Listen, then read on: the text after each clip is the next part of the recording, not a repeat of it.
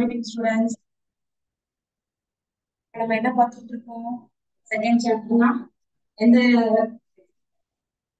எந்த ஹெட்டிங் பார்த்துட்டு இருக்கோம்னா சாப்டர் நம்பர் 2 ஓட பேர்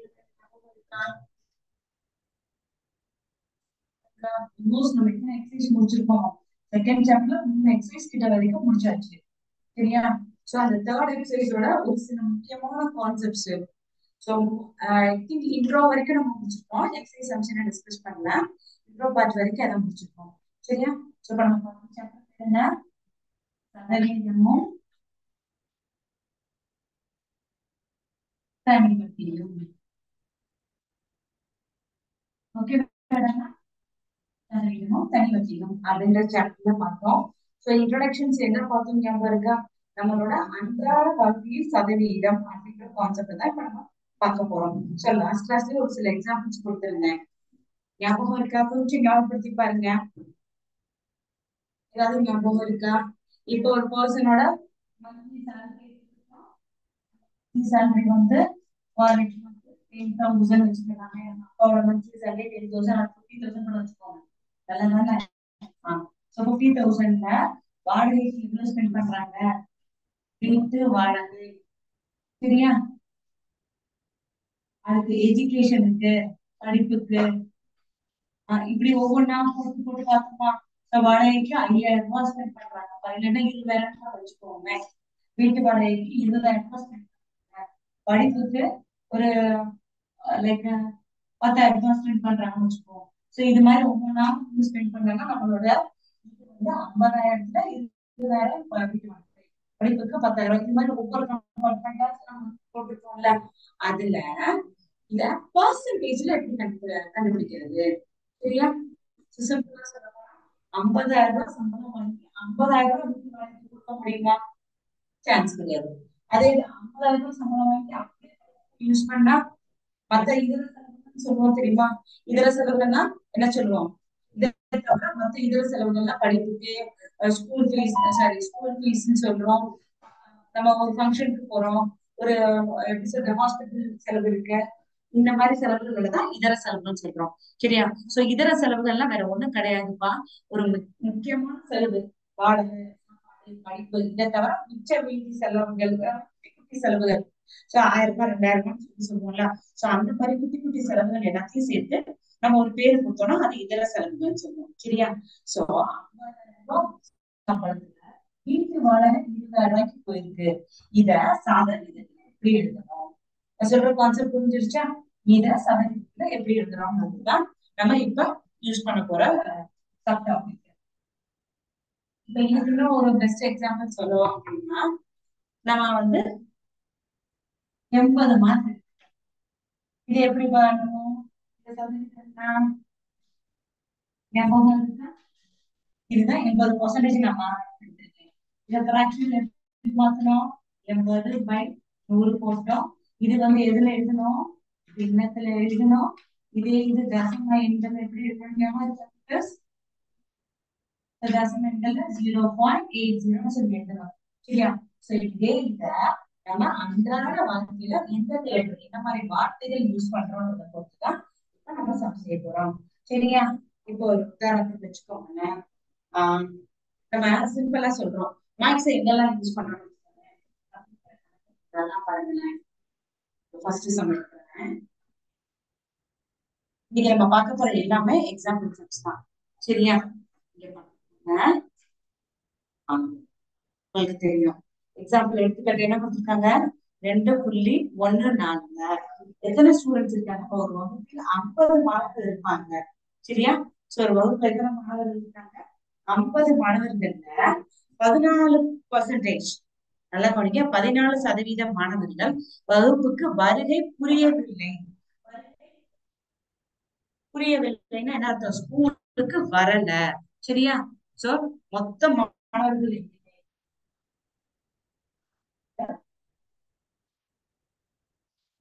எண்ணிக்கை.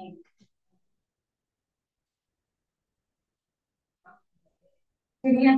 சோ சமயம் 14. சரியா? வருகை புரியாதவர்கள். வருகை புரியாதவர்கள் என்ன அர்த்தம்? வரல. வருகை புரியவில்லை. சரியா டீச்சர்ஸ்? சோ இந்த ரெண்டு டேட்டா தான் கொடுத்திருக்காங்க. அப்ப வருகை புரிந்தவர்களின் சதவீதம் என்ன? வருகை புரிந்தவர்கள். இந்த கான்செப்ட் இப்ப நம்ம சதவீதம் வந்து அன்றாட வாழ்க்கையில நம்ம எப்படி படிக்கிறோம்ன்றத இருக்கிற எல்லா எக்ஸாம்பிளுக்கும் இம்பார்ட்டன்ட் கொடுக்கணும் டீச்சர்ஸ். சோ நம்ம ஒரு சில சம்ஸ் தான் படிச்சோம் செஞ்சோம்னு சொல்லி செய்யக்கூடாது. இருக்கிற எல்லா எக்ஸாம்பிள்ஸுமே புரிஞ்சுதான் நம்ம என்ன செய்யணும், சம் செய்யணும். சரியாம்மா? கண்டிப்பா ஜஸ்ட் லைக்னு சொல்லி இந்த எக்ஸாம்பிள் என்ன செய்யக்கூடாது, நம்ம ஒமிட் பண்ண கூடாது. சரி இதை எப்படி செய்யலாம், ஏதாவது ஐடியாஸ் இருக்கா, யோசிக்க முடியுமா, ட்ரை பண்றீங்களா? கொடுத்திருக்கிறது மொத்த மாணவர்கள் எண்ணிக்கை கொடுத்திருக்காங்க. அந்த மாணவர்களின் எண்ணிக்கையில வருகை புரியாதவர்களோட சதவீதம், இது வந்து சிம்பல் பர்சன்டேஜ் சிம்பல். வருகை புரியாதவர்களின் சதவீதம் வந்து 14%. வருகை புரிந்தவர்களின் எண்ணிக்கை கேட்டுட்டாங்களா சதவீதம் கேட்டுட்டாங்களா, நல்லா ஆன்சர் பண்ணணும். வருகை புரிந்தவர்களின் எண்ணிக்கையா, இந்த கொஸ்டின் 2% கேட்கலாம். எண்ணிக்கைனா நம்பர்ல எழுதணும். வருகை புரிந்தவர்களின் சதவீதம். ரெண்டோட மீனிங்மே ஒன்றானா கிடையாது. வருகை புரிந்தவர்கள். இப்ப எண்ணிக்கைன்றது நம்பரு, சதவீதம்ன்றது நூற்றுக்கு எவ்வளவுன்ற மீனிங்ல. சரியா? நான் சொல்ற அர்த்தம் புரியுதா குட்டஸ்? சோ இங்க நம்ம செய்யற கேல்குலேஷன் வேற, இங்க நம்ம செய்யற கேல்குலேஷன் வேற. மீனிங் வந்து வேல்யூஸ் வந்து எப்படி சொல்றது, ஒரே மீனிங்ல தான். பட் எண்ணிக்கைன்ற போது லைக் ஹெட் கவுண்ட் மாதிரி போறோம். 1 2 3 4 மாதிரி சம் பண்ணும். சதவீதம் வந்து அந்த particular value has to be end up with what symbol, இந்த பெர்சன்டேஜ் சிம்பல். சதவீதத்தோட சேர்த்து எழுதுறதா சதவீதம். சோ ரெண்டுக்கு வித்தியாசம் நிறைய இருக்கு, கவனிச்சு போடுங்க. சரியா? சோ இங்க கொடுத்திருக்கிறது என்னவோ அதுல இருந்து பண்ணணும். சரியா? வருகை புரிந்தவர்களின் எண்ணிக்கை தான் இருக்கட்டுமே. சோ கொடுத்தது என்ன கொடுத்திருக்காங்க, 14%. சோ 14%. சதவீதம்னால என்ன மாத்துவோம், 14% எப்படி மாத்துவோம், இந்த பர்சன்டேஜ் மேல என்ன பண்ணுவோம், 100 போடுவோம். ஞாபகம் இருக்கா? 14/100 into எவ்வளவு, 50 ஸ்டூடெண்ட்ஸ்க்கு. சரியா? சோ மொத்த மாணவர்களோட எண்ணிக்கை என்னது, 50. எங்க அடிச்சு கொடுத்த பார்ப்போம்.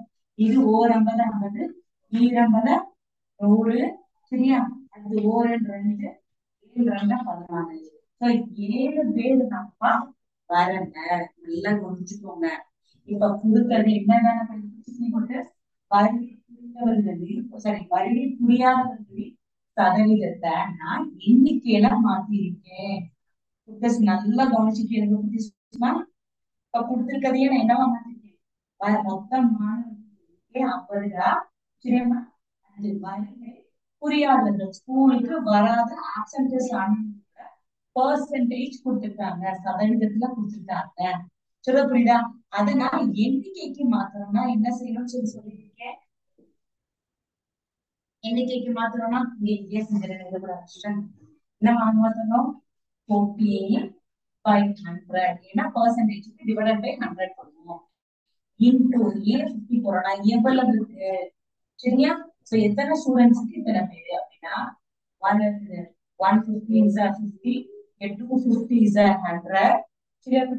அப்ப 14/7 அடிச்சுட்டா 2 அடிச்சுட்டா 7 வரும். இது என்னது, which is nothing but வருகை புரிந்தவர்களா புரியாதவர்களா,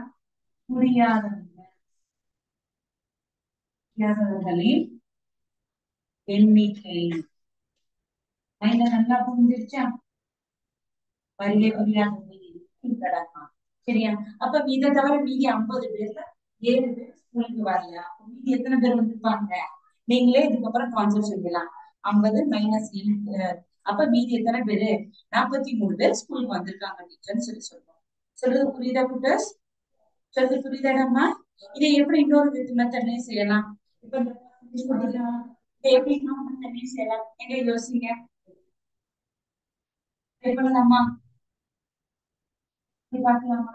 இது வந்து வருகை புரியாதவர்கள். உங்களுக்கு நான் ஒரு மோர் தென் ஒன் மெத்தட் சொல்லி கொடுக்கறது ரீசன் என்னன்னா உங்களுக்கு குழப்பணும்ன்றதுக்கு கிடையாது.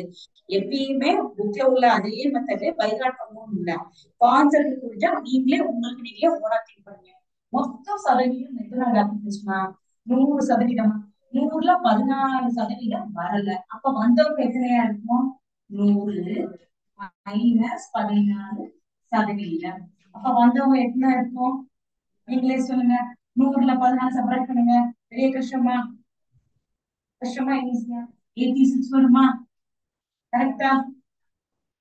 இது ஒன் மெத்தட் தான். இது இருந்து 50 கண்டுபிடிச்சிட்டோம், 7 கண்டுபிடிச்சிட்டோம். அடுத்து வருகை புரிந்தவர்கள் என்ன செஞ்சோம்? 50 -7 போட்டோட எனக்கு ஆன்சர் என்னமா வந்திருக்கு? 43. நான் சொல்ற விஷயம் புரியுதா குட்டிஸ்மா? இது ஒரு மெத்தட்ல ஆன்சர் வந்து இங்க என்ன பண்ணிருக்கோம்னா -8. சரி, இது ஒரு மெத்தட். இதை தவிர உனக்கு வேற எதுவும் புரியுமா? டீச்சர் எனக்கு நீங்க இந்த செஞ்ச இடம் வந்து புரியல அப்படின்னா என்ன செய்யலாம் அப்படின்னா மொத்தம் 100%. சரியா குட்டீஸ்? அந்த 100ல 14% வரல. அப்ப வந்தவங்க இது யாரும் வந்தவங்களோட பர்சன்டேஜ். அப்ப 86% கொடுக்க மாட்டோமா? 86% எப்படி இருக்கும்? 86/100 போடுவோமா போட மாட்டோமா? 86/100 போட்டா எத்தனை வரும்? யோசிச்சு சொல்லுங்க. என்ன வரும்? அடிச்சு கொடுத்தா என்ன வரும்?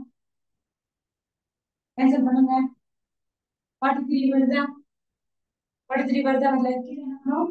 50. இந்த 50 பண்ணா அப்ப 50 பேர்ல 7 பேர் வரல. மிச்சம் எத்தனை? 43. 50 பேர்ல 42 பேர் வந்திருக்காங்க. அவ்வளவுதான். கான்செப்ட் புரியுதுங்களா? நான் எதுவும் பல பொறுமையா ஒரு 2 நிமிஷம் நம்ம இது மாதிரி practice பண்ணா கொஞ்சம் ஈஸியா இருக்கும். சரியா?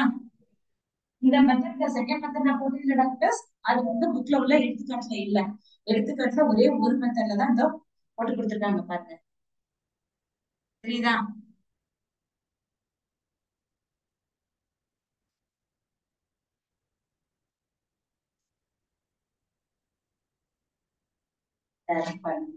ஒரே ஒரு மெத்தட்ல தான் இருக்கு. சரியாம்மா? இந்த மெத்தட் தான். இதை தவிர இன்னொரு செகண்ட் மெத்தட் தான் இப்ப நம்ம பார்த்தோம். சரி குட்டஸ். இப்ப இது இவ்வளவு லெஸ்டியான வார்த்தைகள் எனக்கு வேணுமா டீச்சர்? ரொம்ப கஷ்டமா இருக்கே. ஈஸியான வார்த்தைகள் எதுவும் சொல்லி தர முடியுமா? எஸ். ஈஸியான வார்த்தைகளையும் கண்டுபிடிச்சு தரலாம். சரியா? நான் சொல்றது புரியுதா? ஈஸியான வார்த்தைகளையும் நம்ம கண்டுபிடிச்சுக்கலாம். இப்ப நம்ம என்ன கொடுத்திருக்காங்க?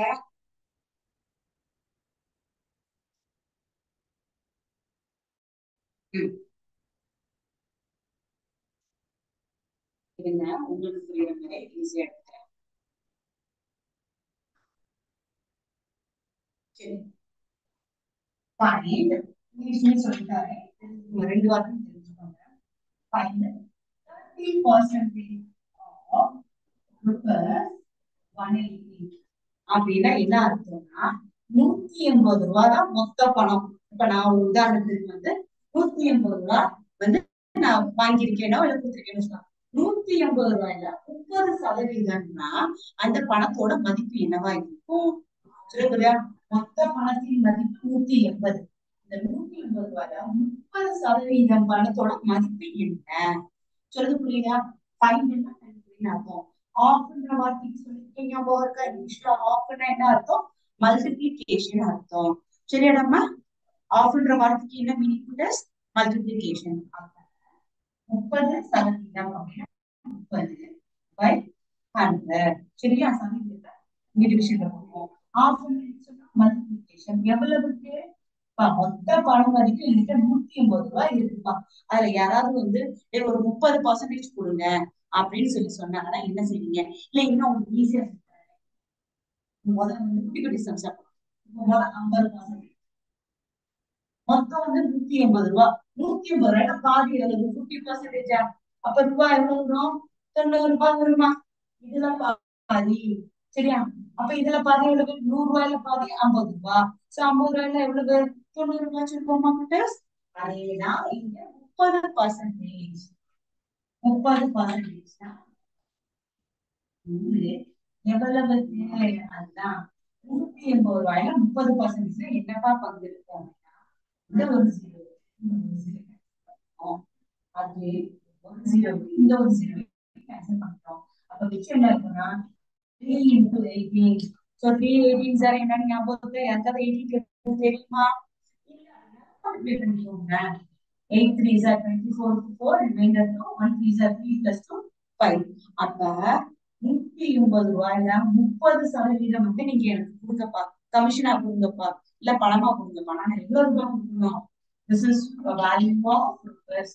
54 ரூபாய் அவங்க கேட்கிறாங்கன்னு அர்த்தம். நான் சொல்றது புரியுதா? நான் சொல்ற வேல்யூ புரியுதா? இது இன்னொரு சம் செய்வோமா? இன்னொரு சம் கூட செய்யலாமா?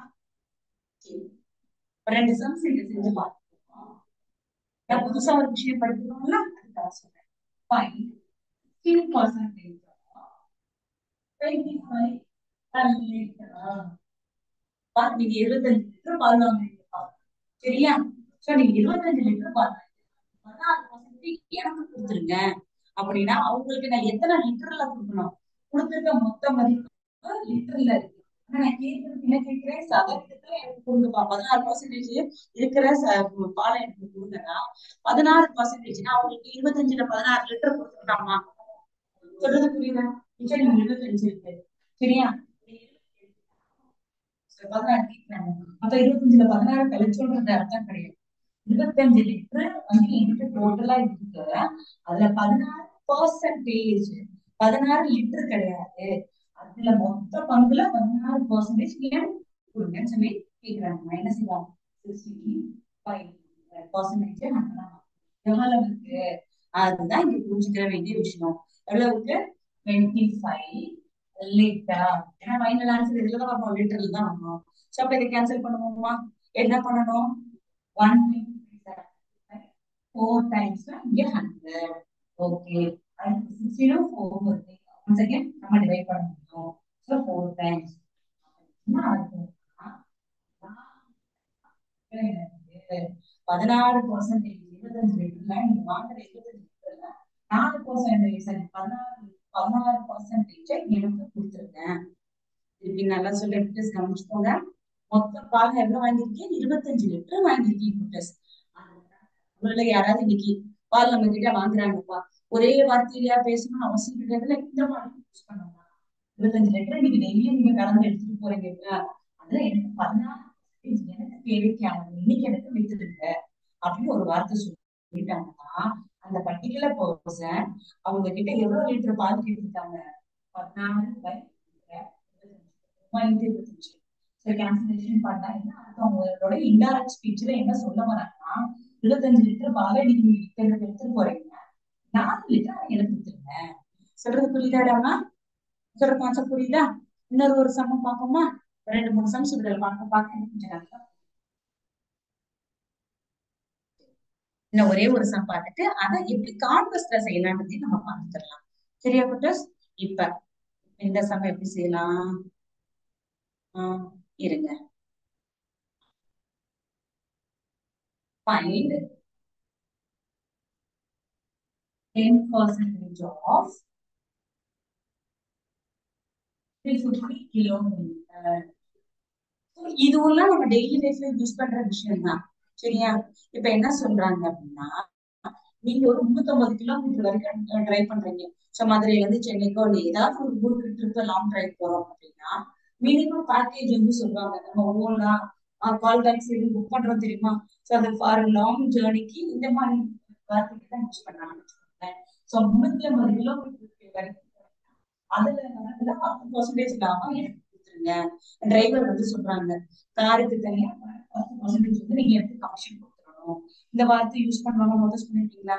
சோ 10% கமிஷன் எவ்வளவு கொடுக்கணும்? 350 கிலோமீட்டருக்கு என் காரை நீங்க யூஸ் பண்ணிட்டு போறீங்க, அதுல 10% வந்து எனக்கு நீங்க அமௌண்ட் பே பண்ணணும். அப்படின்னா என்ன அர்த்தம்? என்ன அர்த்தம் சொல்லுங்க. சோ அப்ப எவ்வளவு கிலோமீட்டருக்கு ஒரு தடவை கான்செப்ட் புரிஞ்சு சொல்லுங்க. அப்படின்னா அவங்க எதுலதான் கேட்டுருக்காங்க? தூரத்துலதான் கேட்டிருக்காங்க. அதை கன்ஃபியூஸ் பண்ணிடாதீங்க. into 350 ஏன்னா 350 கிலோமீட்டர்ல 10% ஒன்ஸ் எனக்கு வந்து நீங்க கமிஷன் கொடுக்கணும்னா எத்தனை கிலோமீட்டர் ஒன்ஸ் அவருக்கு நான் பணம் எடுத்து ரெடியா எடுத்து வச்சுக்கணும்? ரெடியா நம்ம பார்க்கணும்னு சொல்லுங்க. ஒரு 0 ஒரு 0 இது ஒரு ஜீரோ, இது ஒரு ஜீரோ. அப்போ 35 கிலோமீட்டர் வந்த உடனே அவன் 10% லாபம் ரெடியா எடுத்து வச்சுக்கணும். சொல்ல புரியுதா? மொத்தம் நம்ம டிராவல் பண்ண டிஸ்டன்ஸ் என்னது? 350 கிலோமீட்டர். அதுல 10% கிலோமீட்டர் வந்தோடனே எனக்கு சொல்லுங்கன்னு சொன்னா என்ன அர்த்தம்? 35 கிலோமீட்டர் வந்தோடனே நம்ம அலர்ட் ஆகிக்கிறணும். சொல்ல புரியுதா? ஏன்னா அவர் அந்த கமிஷன் கேட்டுருக்காருன்ற மாதிரி அர்த்தத்துல புரிஞ்சுக்கோங்க. சரியாம்மா? இன்னும் ஒரே ஒரு சம் சொல்லித்தரேன். இல்லைன்னா இது ரிலேட்டடா ஒரு வீடியோஸ் பாருங்க, உங்களுக்கு ஒரு ஐடியா கிடைக்கும்.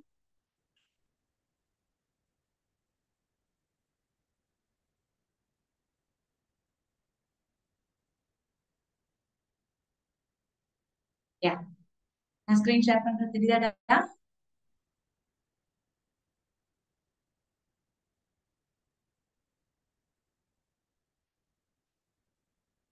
Just 2 seconds. நேரத்துல அட் டைம் 2 ஸ்கிரீன் ஓப்பன் ஆயிருக்குன்னு நினைக்கிறேன்.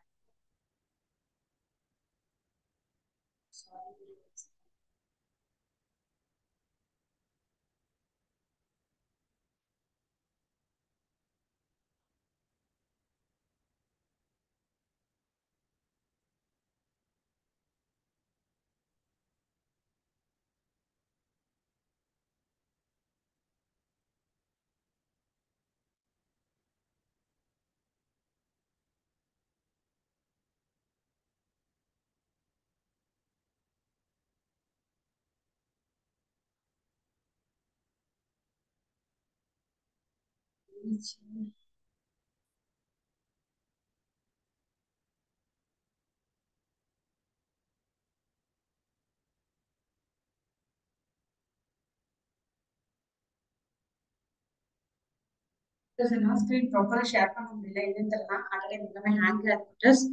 சரி, சப்போ இது ரிலேட்டடான சம்ஸ் நம்ம இப்ப செய்யலாம். நெக்ஸ்ட் கிளாஸ்ல இதுக்குரிய வீடியோஸ் காமிச்சிருந்தேன்னா ஓகேவா? இல்லைன்னா லாஸ்ட் 10 மினிட்ஸ் கூட நான் திருப்பி ட்ரை பண்ணி பாக்குறேன். இப்போ உங்களுக்கு ஒரு work கொடுத்திருக்கேன். சரியா? டைம் வேஸ்ட் பண்ண வேண்டாம். ஓகே, இதுல என்ன கொடுத்துருக்காங்கன்னா எடுத்துக்காட்டு புக்ல உள்ள எக்ஸாம்பிள் 2.1 என்ன கொடுத்துருக்காங்க அப்படின்னா, ஒரு பர்சன் என்ன செஞ்சிருக்காங்க அப்படின்னா 20% தள்ளுபடியில ஒரு ரெயின் கோட்டை வாங்கி, சரியா? சோ ரெயின் கோட்டோட பர்சன்டேஜ் என்னன்னா 20%. 100 ரூபாய்க்கு 10 ரூபாய் சொன்னா அது 10%. 100 ரூபாய்க்கு 20 ரூபாய் தள்ளுபடியில ஒரு ரெயின் கோட் வாங்குறாங்களாம். சரியா? சோ 20% தள்ளுபடியில் ஒரு ரெயின் கோட் வாங்கி ரூபாய் 25 சேமிக்கிறார். சரியா? சோ தள்ளுபடி நம்ம சொல்லி கொடுக்குறேன், இங்கிலீஷ் சொல்லி கொடுக்குறேன். தள்ளுபடி 20%. ஓகேவா? தள்ளுபடி எவ்வளவு சதவீதம்? 20%. சேமிப்பு சேமிப்பு ரூபாய் 25. அப்ப ரெயின்கோட்டினோட விலை என்னன்னா, அசல் எவ்வளவு? அசல்னா principal amount. That is P எவ்வளவு? பிரைஸோட அந்த ப்ராடக்டோட பிரைஸ் எவ்வளவுன்னு சொல்லி கேட்டிருக்காங்க. சரியா? சோ என்ன சொல்லணும்? 20% எப்படி எழுதணும்? எழுதுவோமா? 20% divided by 100. சரி, அசல் that is P is equal to principal amount எப்படி கேட்டிருக்காங்க. அத பீன்னு வச்சுக்கிறோம். பீன்னு வைக்கிறது போல நீ ஏன்னு கூட வைக்கலாம். பட் ஏன்னு போது லேட்டர் பார்த்து நம்ம ஏ அமௌண்ட் யூஸ் பண்ணுவோம். So P for principal amount. சரியா? அசல தான் இங்கிலீஷ்ல பீன்னு சொல்லி சொல்லுவோம். சரியா? இங்க பீன்ற லெட்டர்ல யூஸ் பண்றோம். இதனால உங்களுக்கு கிடைச்ச ஒரு அமௌண்ட எவ்வளவு லாபம் கிடைச்சிருக்கு? 25 ரூபாய் லாபம் கிடைச்சிருக்கு. சரி, எப்படி குட்டிஸ் கேன்சலேஷன் பண்ணுவீங்க? நீங்க ட்ரை பண்ணுங்க பாப்போம். இந்த பீக்கு வேற எதையாவது கேன்சல் பண்ண முடியுமா? 0 to 0 கேன்சல் பண்ணுவோமா? அடுத்து இது 1 டைம், இது 5 டைம் கேன்சல் பண்ணுவோமா?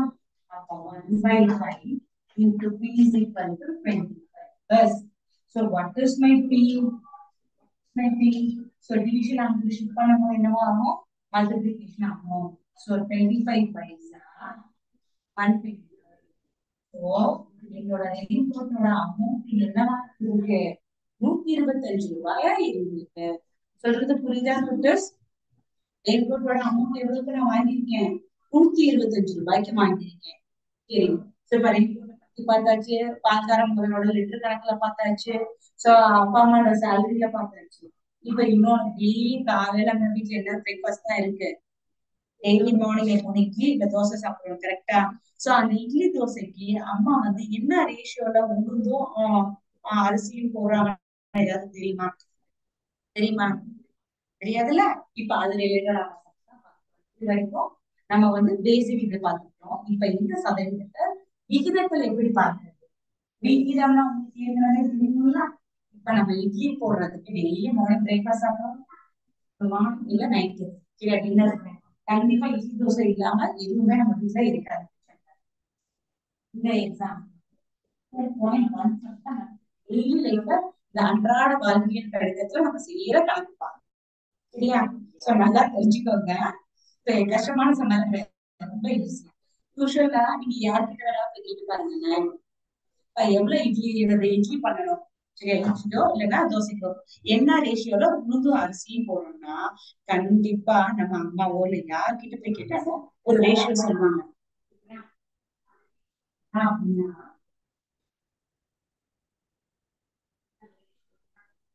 ஒரு பங்கு உளுந்து போட்டா 4 பங்கு அரிசி போடணும். சரியா? உளுந்து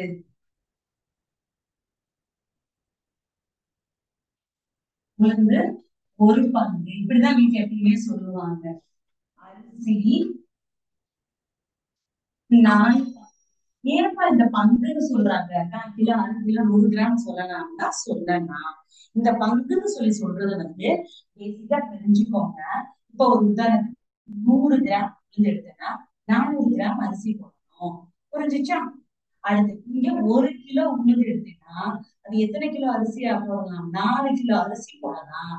சொல்றது புரியுதா? இந்த பங்குன்ற வார்த்தை எங்க யூஸ் பண்றோம் அப்படின்னா அது இட் கேன் பி எனிதிங். இது வந்து கிலோகிராம்னா இது கிலோகிராம், இது கிராம்னா இது கிராம். ஒரு உதாரணத்துக்கு ஒரு சின்ன கிளாஸ் எடுத்துக்கிறேன். ஒரு கிளாஸ்ல வந்து நான் உளுந்து போடுறேன். எங்க வீட்டுல வந்து காப்படி அரைக்காப்படி வீசப்படி அந்த கணக்கெல்லாம் எனக்கு தெரியாதுன்னே வச்சுக்கோங்களேன். சரி, நான் அதெல்லாம் தாத்தா பாட்டி எங்க காலத்துல தான் யூஸ் பண்றேன். இப்ப ஒரே குட்டி கிளாஸ் நம்ம தண்ணி குடிக்கிறோம். அந்த தண்ணி குடிக்கிறதுக்கு ஒரு கிளாஸ் நீங்க உளுந்து எடுத்தீங்கன்னா அதுல எத்தனை கிளாஸ்ல அரிசி எடுக்கணும்? அதே கிளாஸ்ல 4 கிளாஸ் நம்ம இட்லி மாவு ரெடி ஆயிடும். சொல்றது புரியுதா? சோ இட்லி மாவுக்கு நமக்கு சம்மந்தம் கிடையாது. பட் தெரிஞ்சுக்கோ நம்ம சாப்பிடுறது மட்டும்தான் அப்படின்றது கிடையாது. டெய்லி அன்றாட வாழ்க்கையில எப்படி யூஸ் பண்ணணும்னு கொஞ்சம். சோ ஒரு பங்குக்கு 4. இந்த பங்குதான் இங்க ரேஷியோன்னு சொல்றாங்க. சொல்றது புரியுதா? சம்சேதமா அந்த பங்குன்ற வார்த்தை என்ன சொல்றாங்க? ரேஷியோ. இங்கேயும் இங்க என்ன யூனிட்ஸ் யூஸ் பண்றோமோ அதே யூனிட்ஸ் தான் கீழே யூஸ் பண்ணணும். சொல்றது புரியுதாடாமா? சரி, இப்ப அந்த சம் செஞ்சிடலாமே. மொத்த பங்கு மொத்தம் அஞ்சா?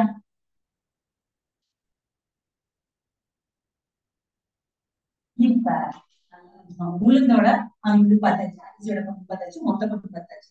இப்ப உளுந்தோட அந்த ஒரு பங்கை சதவீதத்துல மாத்துங்கப்பா. உளுந்தோட ஒரு பங்கு என்ன கேட்டாங்க? சதவீதத்துல மாத்துங்கப்பா. சதவீதம் என்ன சொல்லிருக்கோம்? ஒரு நேரம் ஒண்ணு. இது வந்து எதுக்கு உளுந்துக்கு நான் போறேன்? உளுந்துக்கு அப்படின்னா ஒண்ணு எத்தனை இல்ல மொத்தம் 5 பங்கு. ஒரு கிளாஸ் எடுத்து மெஷர் பண்ணியே நான் போட்டு வச்சுக்கோயேன். ஒரு பங்கு உளுந்துக்குடி ஒரு கிளாஸ்ல உளுந்தோம் 4 கிளாஸ் அரிசி போட்டா அப்போ அந்த கண்டெய்னர் அந்த பாத்திரத்துல எத்தனை கிளாஸ் இருக்கும்? 5 கிளாஸோட மதிப்பு இருக்குமா? ஒரு கிளாஸ் வந்து 4 பங்கு 4 கிளாஸ் அரிசி இருக்கும். அப்ப 5 கிளாஸ்ல நான் எடுத்தது மொத்தம் 5 கிளாஸ் மெஷர்மெண்ட். ஒரு கிளாஸ் மெஷர்மெண்ட் எது புரியுது? உளுந்து புரியுது. இத சதவீதம்னா என்ன சொல்லணும்? யோசிச்சு சொல்லுங்க. இன்டூ 100% போடுவோம். ஞாபகம் இருக்கா? சூப்பர். அடுத்து இப்ப கேன்சல் பண்ணுங்க. 5 டைம்ஸ் டேபிள் வந்து 1 டைம், இங்க 20 டைம்ஸ். அப்ப உங்களுக்கு எவ்வளவு பர்சன்டேஜ் போடுறாங்கப்பா? 20% போடுறாங்க. சொல்றது புரியுதா புட்டர்ஸ்? அடுத்து அரிசி எவ்வளவு பர்சன்டேஜ் போடுறாங்க? நீங்களே சொல்லுங்க. உளுந்து சதவீதம் பார்த்தாச்சு. இந்த அரிசியோட சதவீதம் சொல்லுங்க. நீங்க சொல்லுங்க பாப்போம். பங்கு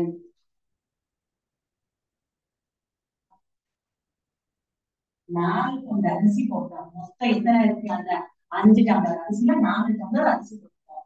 இதை என்னன்னு கேட்டேன்? சதவீதம் கேட்டதுனால 100% போடுவோமா?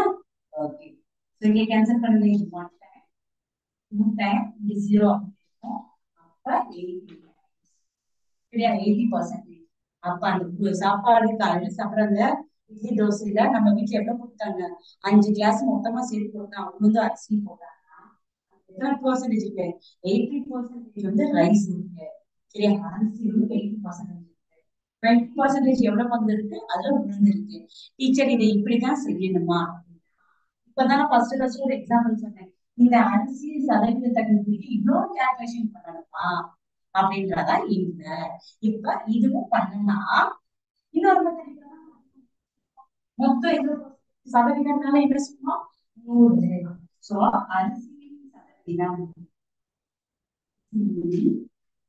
சதவீதம் என்ன செஞ்சோம்? சதவீதம்னா 100 சொல்லணுமா? அப்ப 100 மைனஸ் 20.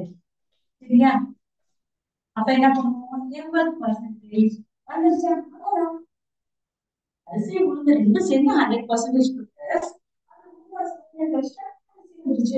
இதுவும் செய்யலாம். சரியா, இந்த சமத்தை அங்க அந்த இடத்துல நான் உங்களுக்கு புரியுற மாதிரி சொன்னேன். சொல்றது புரியுதா? அப்ப ஒவ்வொரு சமயமே நம்ம எத்தனை மெத்தட் கத்துக்கிட்டு இருக்கோம்? ரெண்டு ரெண்டு மெத்தட்ல கத்துக்கிட்டு இருக்கோம். சரியா குட்டஸ்? சோ ஒவ்வொரு கேல்குலேஷன் போகணுமான தேவையில்லையே, மொத்தமே 100 தானே. சதவீதம்னா 100 சொல்லியிருக்கோம். சோ 100ல இருந்து என்ன படிச்சிடும்? 80%. இப்ப வந்து அட்டனன்ஸ் சொன்னோம்ல, ஸ்கூலுக்கு வந்த ஸ்டூடெண்ட்ஸ் அவங்க எத்தனை பேரு, வராதவங்க எத்தனை பேருன்னு சொல்லி கணக்கு பார்த்தோம்ல, அதே மாதிரிதான் இந்த சம். சரியா? சோ இது ரிலேட்டடா இன்னும் ஒரு 2 சம் 3 சம்ஸ் பார்த்துட்டு அதுக்கப்புறம் என்ன செய்ய போறோம்னா லாபத்தோட சதவீதம் எப்படி, நஷ்டத்தோட சதவீதம் எப்படின்ட்டு இன்னும் கிட்டத்தட்ட மேக்சிமம் ஒரு 3 சப் டாபிக் இருக்கு. அந்த 3 சப் டாபிக் முடிச்சோம்னா இந்த சதவீதத்தோட எல்லா கான்செப்ட்ஸுமே நம்ம அண்டர்ஸ்டாண்ட் பண்ணிட்டோம்னு அர்த்தம். பிளஸ் இந்த சதவீதம் புரிஞ்சால் மட்டும்தான் தனி வட்டி கூட்டு வட்டி அது எல்லாமே அடுத்தடுத்து புரியுதாமா? சரியா? ஸ்பீடா போறேன்னா சொல்லி உங்களுக்கு புரியும் நினைக்கிறேன். சரியா? சோ இப்ப புக்ல உள்ள மெத்தட விட எக்ஸ்ட்ரா நம்ம ஒரு மெத்தடும் சேர்த்து தெரிஞ்சுக்கிறோம். ஏன்னா அதை நம்ம எப்பயுமே அவ்வளவுதான். சரிடாமா?